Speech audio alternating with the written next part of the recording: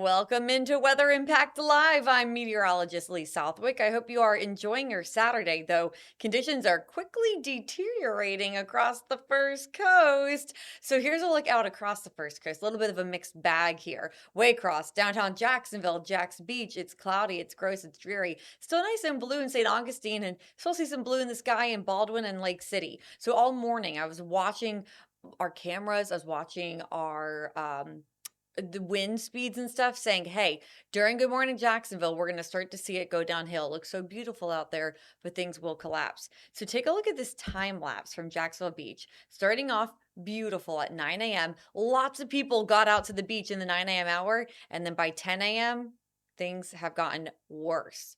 Look at this. Now 10 a.m., there's those clouds arriving, and all of a sudden it gets very dark and dreary and a little gray, I should say. People still out there, but the winds are really picking up there as well. You know how you can see the winds? By looking at the water. So here's a look at 9 a.m. in Mayport. Sunny, beautiful, calmer water on the St. Johns River. And then by 10 a.m., things take a turn. Cloud cover moves in. You can see the water starting to get all rough out there as well because the winds are starting to whip out there. So here's a look at the past 6 hours at that system. It's a front that's dropping south, moving over our area. The cloud cover comes surging in. The winds really start picking up. Not seeing any showers out there right now, but a little bit of mist, a little bit of light rainfall remains possible throughout our Saturday today. We got quite a mix of the temperatures. We're already in the 70s for spots that are still sunny that haven't seen that cloud cover move in. But meanwhile, Jacksonville temperatures now dropping through the 60s. Here's a look at our wind. This is sustained wind. We just have winds consistently blowing around 23 miles an hour at the Jacksonville Airport, 24 for Fernandina, 26 for Mayport, 28 in Brunswick, 21 in St. Simons. I've seen it stronger. NIS Jax also at 21. Keystone Heights at 16. Gusts are even stronger though. Look at those wind gusts. We actually had a report of a wind gust in St. Simons Island at 41 miles an hour already. And I think we'll continue to see that. I think we'll see a lot of places, especially near the coast, come in around 40 miles an hour throughout the day because it's really just getting started right now. Brunswick, you had a gust very close to that clock there at 38 miles an hour. So the wind really is starting to pick up. So we do have a wind advisory in effect now through midnight, so throughout the rest of our Saturday, for winds of 25 to 35 miles an hour and for gusts of 40 to 45 miles an hour. So the wind advisory is in effect for everyone in that brown shaded color, but that's just where we could get the gusts up to 45. Those of you in places like Southeast Georgia, you're not under it, but it's still going to be breezy there. And that will actually lead itself to a fire risk, which I'll show you in 1 second. But as mentioned, the worst of the wind also right along our coast. So speaking of the coast, we have some coastal alerts in effect. A high surf advisory kicks in at 2 p.m. and then it continues and lasts throughout the day, Sunday into early Monday morning. Breaking waves of 5 to 10 feet. So I do want to actually pause really quick and show you guys our forecast for the beaches today because I noticed it kicks in at 2 p.m. Currently, the waves aren't that tall just yet, but they're getting up to around 5, and then later they'll go up to 7 today. But if you saw the high surf advisories for waves up to 10 feet, and that will happen overnight tonight and into our Sunday. So just generally speaking for the weekend, between 5 to 10 feet when it comes to our breakers right there on the surf. There's a gale warning out to shore, offshore. My goodness, offshore. And that's throughout our Saturday and Saturday night. Gusts up to 45 knots. Seas out there 7 to 12 feet. Now, sticking with the wind, as mentioned, it's still breezy for inland spots, even if you're not under that wind advisory. So you have a different alert. Inland, Southeast Georgia, you are under a red flag warning until 8 p.m. This is for high fire danger. So you're a bit drier. You have a little bit lower humidity. But with gusts up to 30, it's dry. And we also have an extreme to exceptional drought. That puts you in that high fire danger. So everyone there in pink, that is the red flag warning. I do want to show you guys the drought, if I can find my graphic. Here we go. So just in case you haven't seen this updated version, where the new updates come out every Thursday. And parts of our area are now under exceptional drought, very close to Waycross. Even Lake City, you are under that exceptional drought. So That's what makes it so dangerous. The ground is so dry that we do have that high fire danger out there today. So, again, the red flag warning in effect for inland southeast Georgia because that's where it's drier. We're not as dry. We have more humidity for other parts of the first coast associated with this front moving in, the onshore flow, bringing in more moisture, more cloud cover, the possibility of mist and light shower activity. So you can see there the humidity much higher across northeast Florida and coastal southeast Georgia than it is up in our northwestern coverage area. So there's inland spots of southeast Georgia.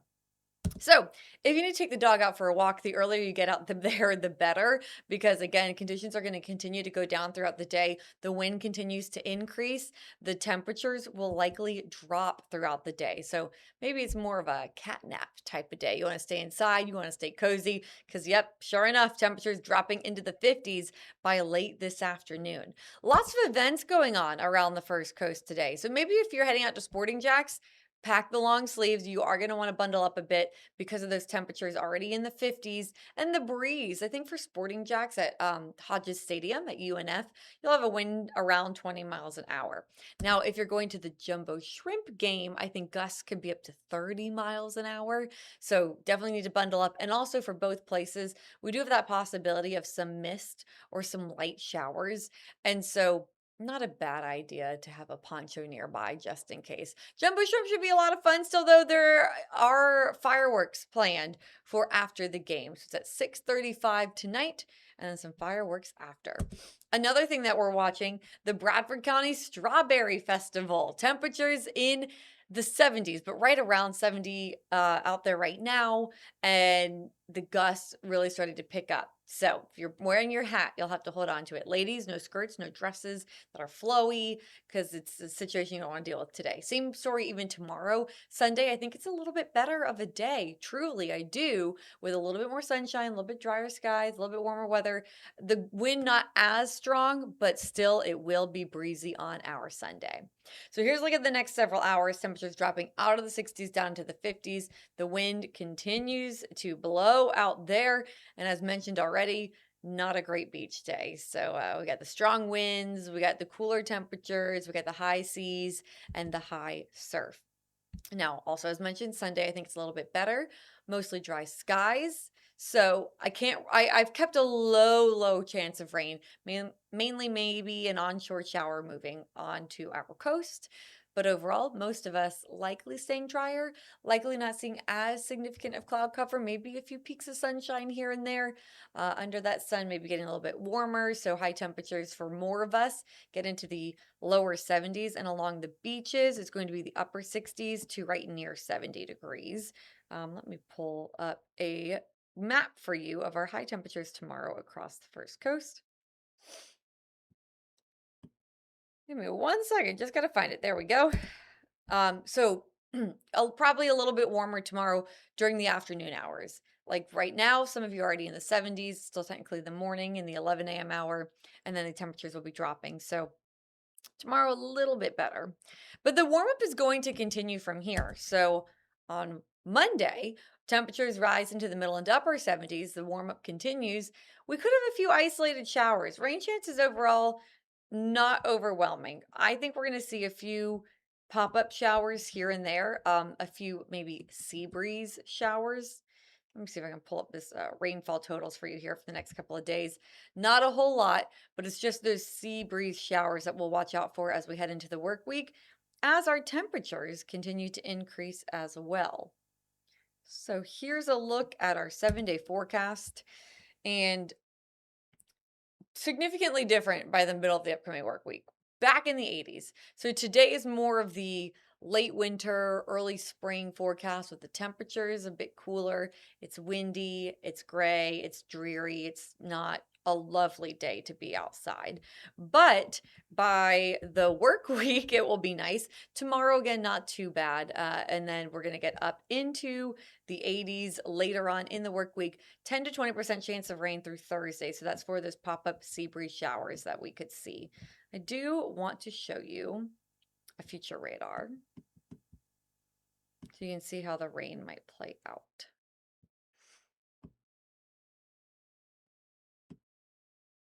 And then we'll need to wrap it up here shortly. Okay, so here's a look at our future radar. You can see just some passing showers into Sunday, not a whole lot. Then we head into Monday morning, Monday afternoon, boom, we could have a few of those pop ups. So that's what we're going to watch out for, something like that, just riding along the sea breeze throughout the work week. So not an awful forecast. Today is definitely the grossest day, the worst of all of our 7 days. And then we're moving back towards 70, back into the low 70s on Sunday, upper 70s on Monday, and then into the 80s by the work week, Tuesday, Wednesday, Thursday, getting up into the middle 80s with a 10 to 20% chance of rain. So this has been your forecast portion of our stream. We have been working really hard behind the scenes getting ready for the Artemis 2 launch. If all goes according to plan, it's supposed to launch on Wednesday, April 1st.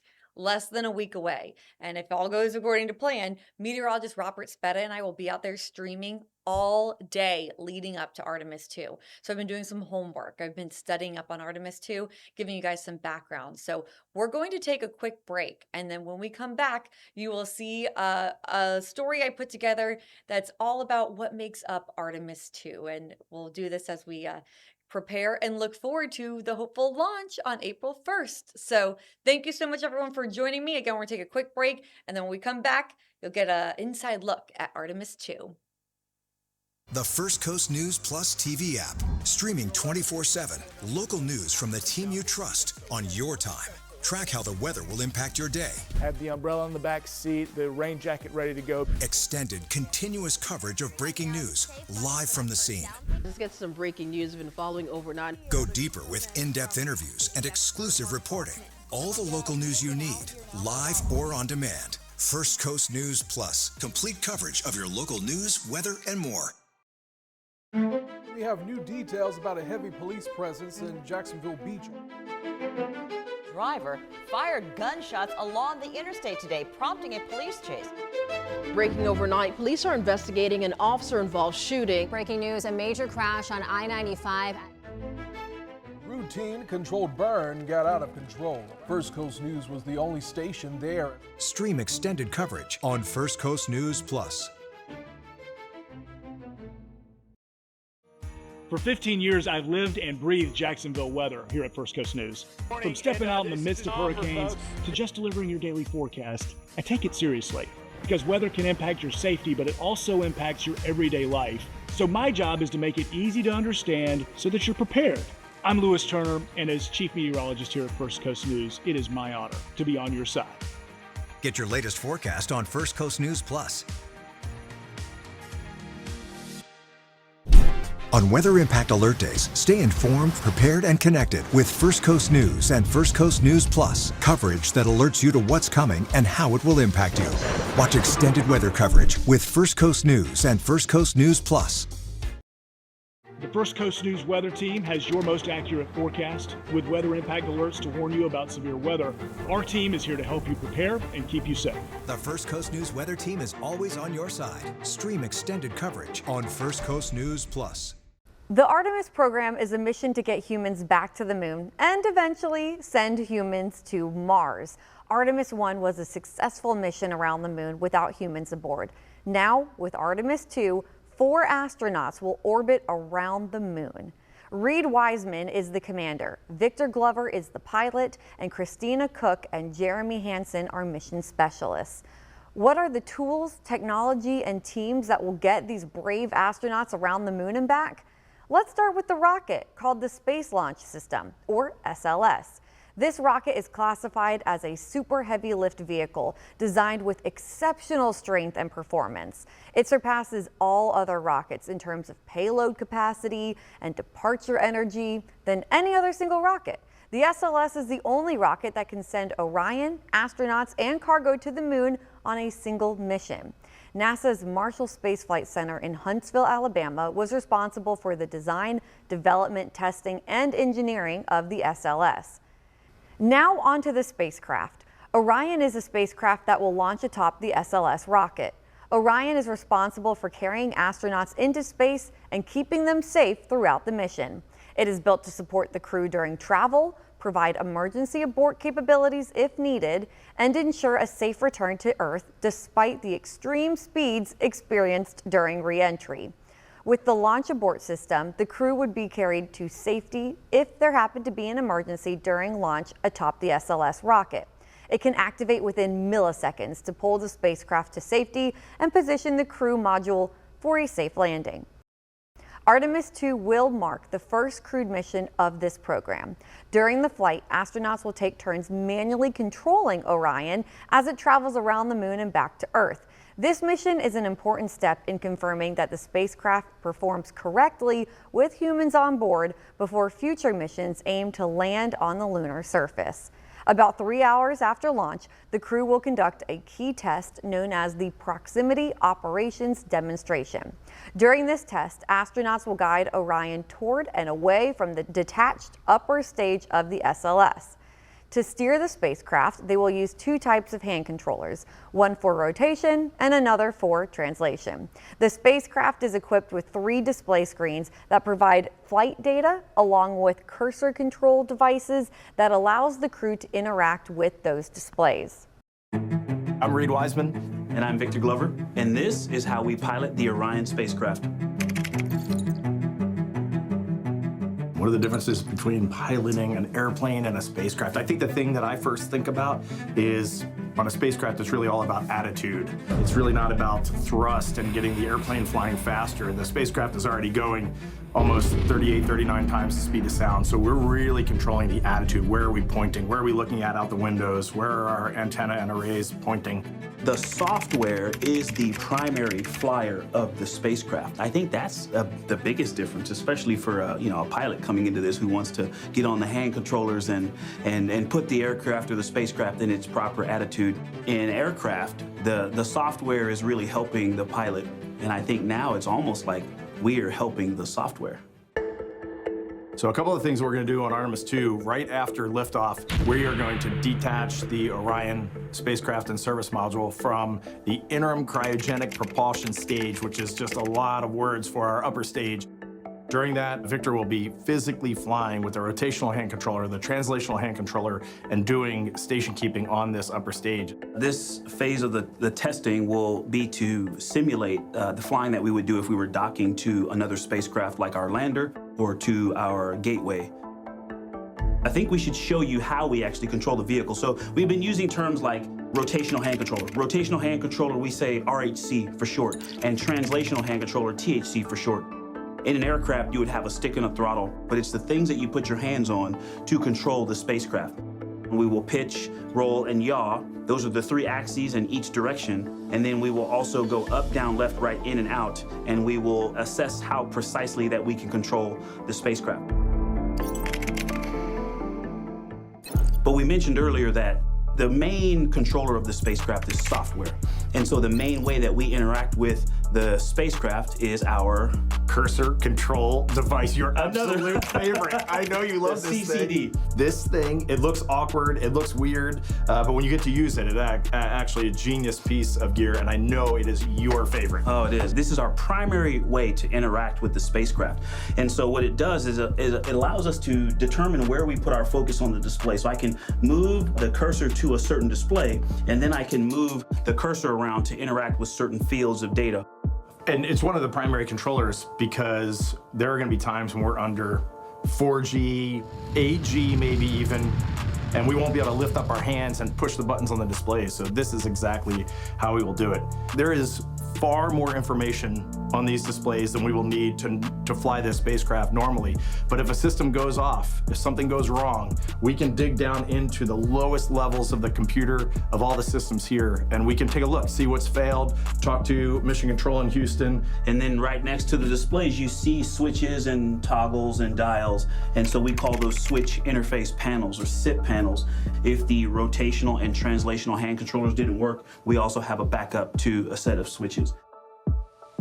Hi, my name is Jeff Simmerow, and I work for Lockheed Martin. We're here in the Exploration Development Laboratory, where we do integrated testing and verification of the GNC flight software for the Artemis program. GNC stands for Guidance, Navigation, and Control. Guidance is basically, where do we want to go? Nav is, where are we? controls is how do we get from where we are to where we want to be?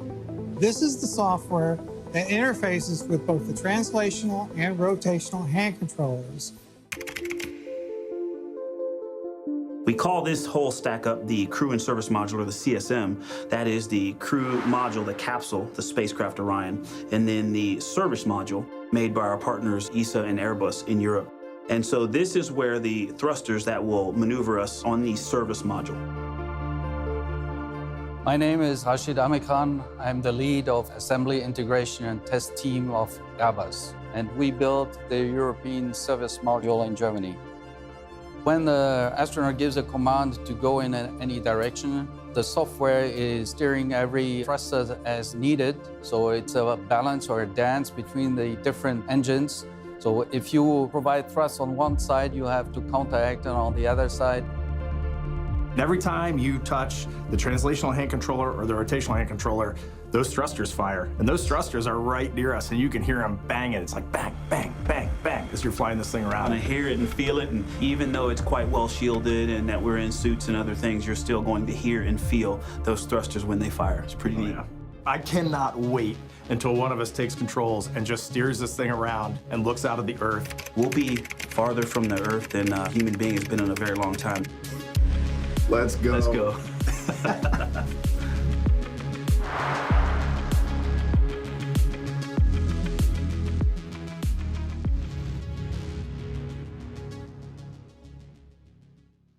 The crew module, often referred to as the capsule, is the main living and working space for the astronauts. This pressurized section protects the crew during every phase of the mission, including launch, operations in space, landing, and recovery.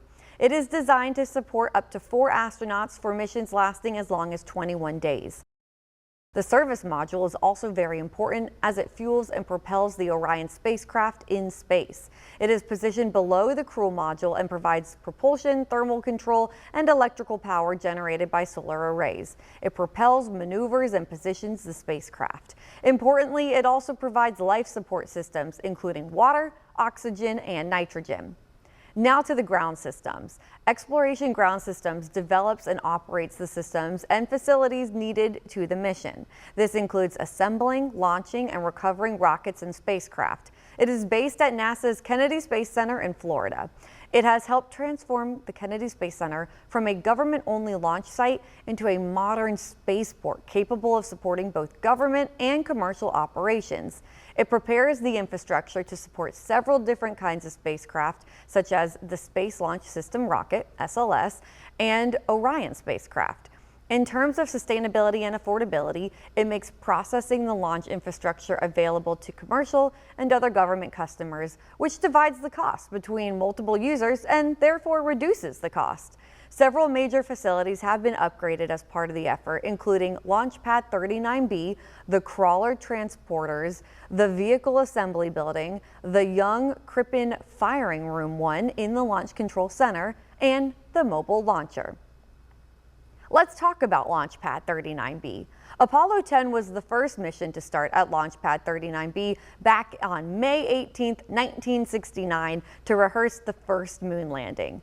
3 crews of astronauts launched into the Skylab space station in 1973 from Pad B. During renovations, 1.3 million feet of copper cables were removed and replaced with 300,000 feet of fiber cable.